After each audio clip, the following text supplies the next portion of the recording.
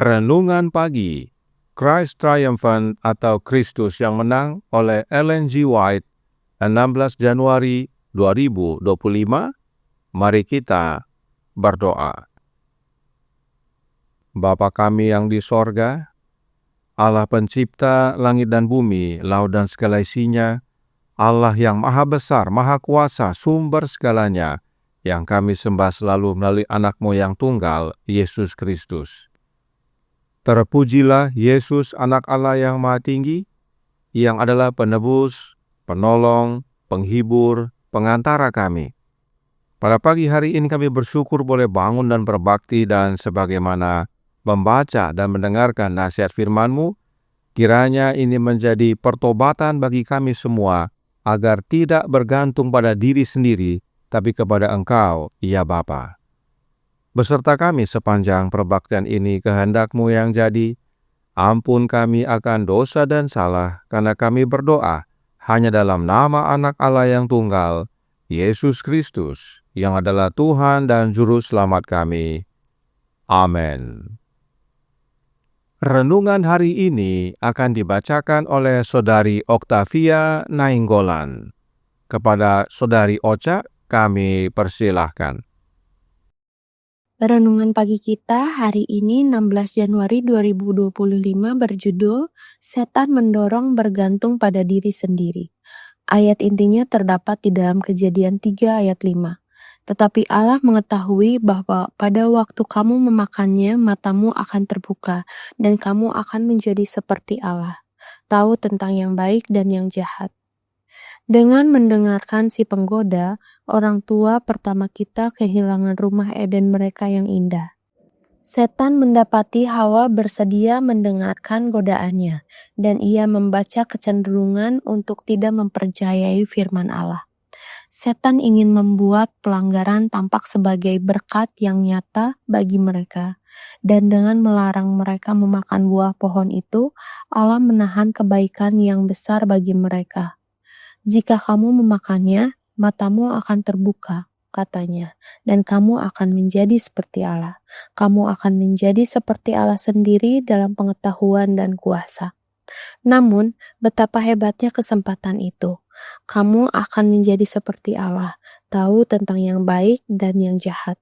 Pengetahuan itu diperoleh, tetapi betapa hebatnya pengetahuan itu. Kutukan dosa adalah pengetahuan yang mereka peroleh. Hawa menginginkan hal yang dilarang Allah.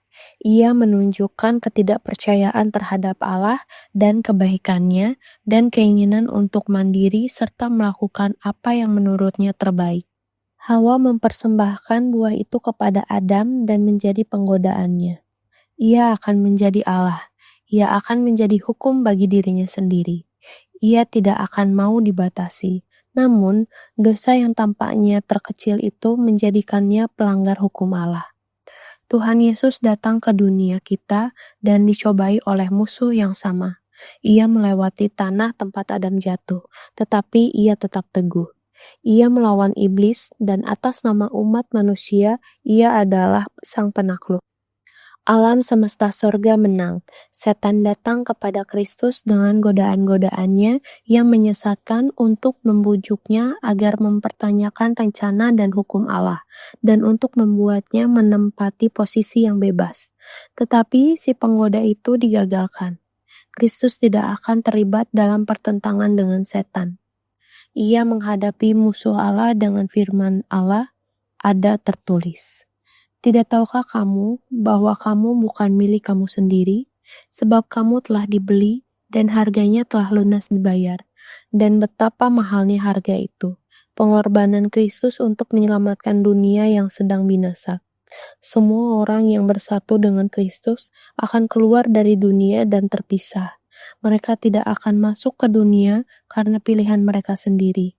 Mereka tidak akan melalui pergaulan mereka menempatkan diri mereka di jalan godaan. Mereka tidak akan dididik dalam hal-hal duniawi. Mereka akan memilih untuk datang ke sekolah Kristus dan belajar dari guru yang agung. Dia mengundang setiap jiwa, marilah kepadaku semua yang letih lesu dan berbeban berat. Aku akan memberikan kelegaan kepadamu. Dikutip dari manuskrip 21 tahun 1898. Demikian renungan pagi kita hari ini. Terima kasih, Tuhan Yesus memberkati. Terima kasih atas penatelanan Saudari Ocha. Tuhan Yesus memberkati. Selamat pagi saudaraku dalam Tuhan.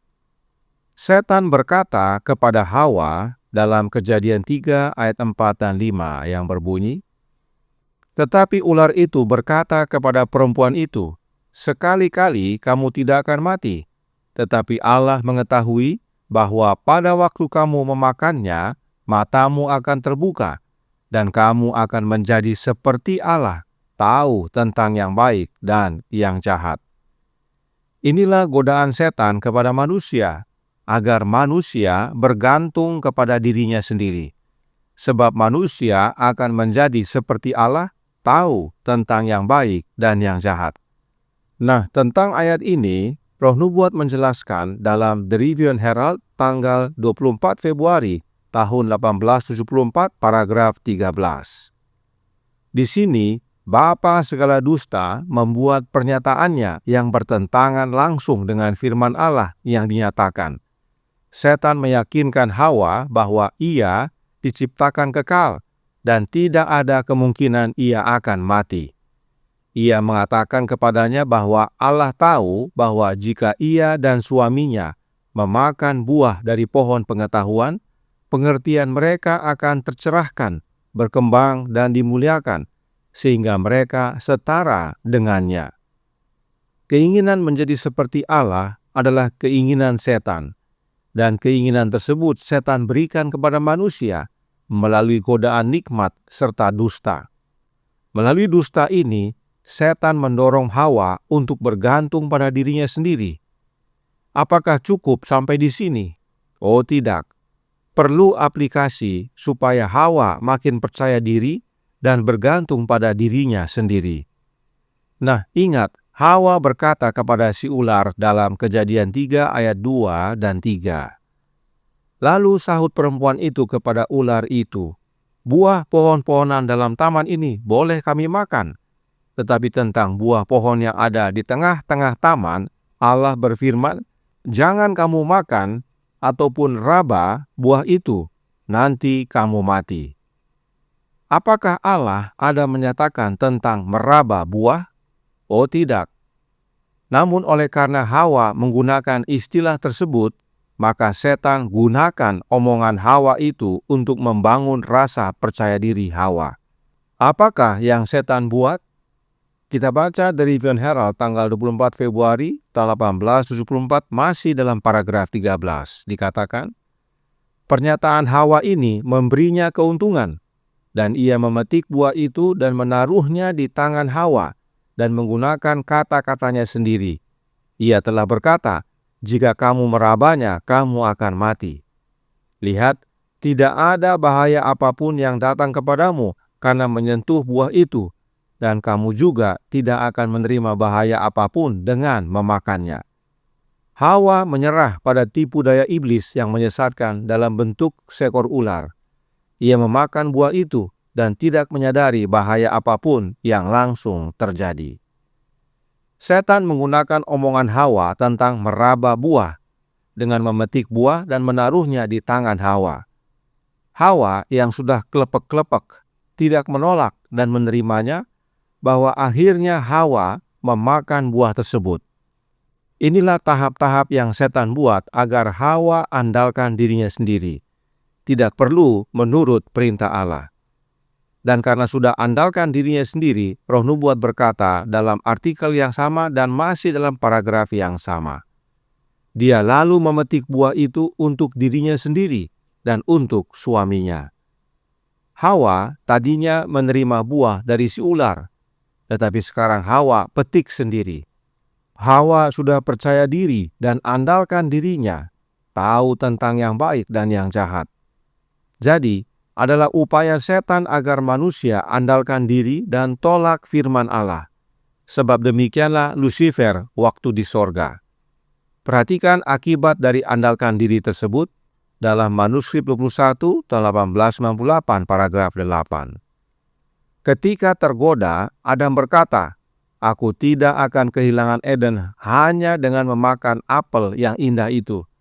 Namun karena gagal bertahan dalam ujian yang paling kecil dari semuanya, ia, yaitu Adam, kehilangan rumah Edennya yang indah dan membuka pintu gerbang malapetaka bagi dunia. Adam andalkan diri bahwa dia tidak akan jatuh gara-gara buah terlarang itu. Tetapi kenyataannya Adam jatuh. Apakah efek dari pola pikir dan pola andalkan diri ini?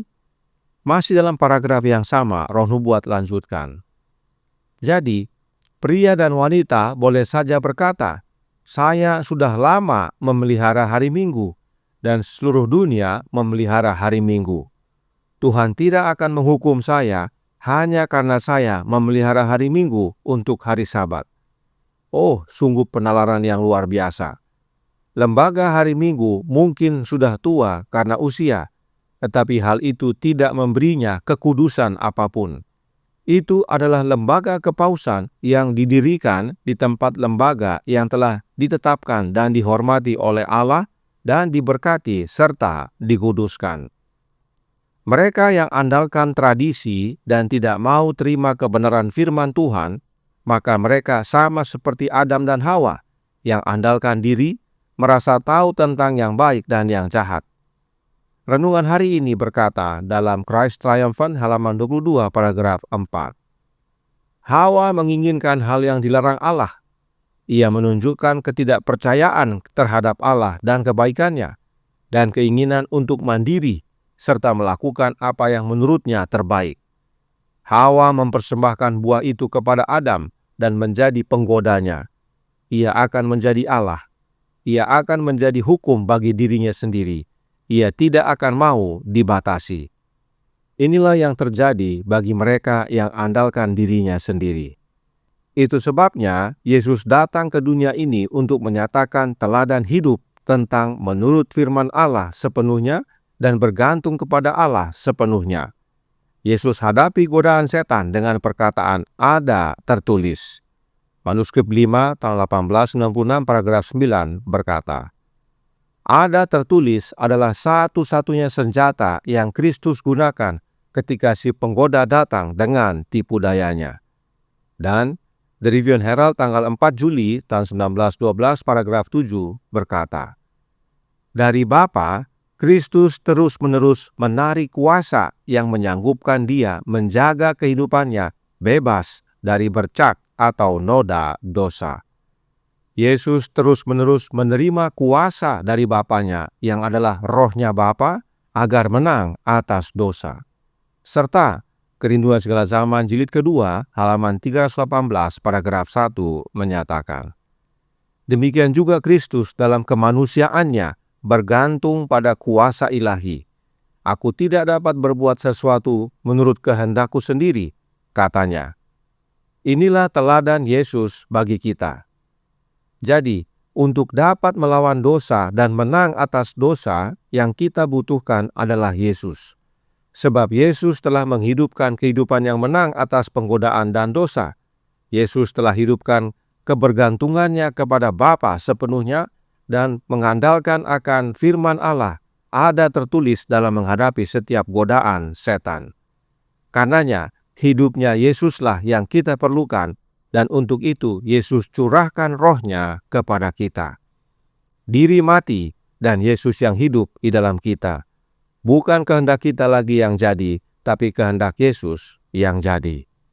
Tuhan memberkati, saya bawa dalam nama Yesus. Amin. Mari kita berdoa. Bapa kami yang di sorga, Allah pencipta langit dan bumi, laut dan segala isinya, Allah yang maha besar, maha kuasa, sumber segalanya, yang kami sembah selalu melalui anak-Mu yang tunggal, Yesus Kristus. Terima kasih atas nasihat yang indah pada pagi hari ini. Agar kami tidak mengandalkan diri kami sendiri sebagaimana Adam dan Hawa yang akhirnya jatuh, tetapi mengandalkan Engkau ya Bapa sebagaimana Yesus hidup di dunia ini menerima kuasa daripadamu ya Bapa, dan mengandalkan Engkau sepenuhnya serta firman-Mu sepenuhnya. Karenanya tolong kami ya Bapa, karuniakanlah roh anak-Mu dalam hidup ini, sebab hanya dengan menerima roh Kristus, maka Kristus hidup dalam kami, dan teladan Kristus yang mengandalkan Bapa sepenuhnya dan firman-Nya sepenuhnya menjadi bagian kami, maka kami pun dapat menang menghadapi setiap godaan dan tantangan yang setan sajikan. Beserta kami sepanjang hari ini kehendak-Mu yang jadi, ampun kami akan dosa dan salah, karena kami berdoa hanya dalam nama Anak Allah yang tunggal, Yesus Kristus, yang adalah Tuhan dan Juru Selamat kami. Amin.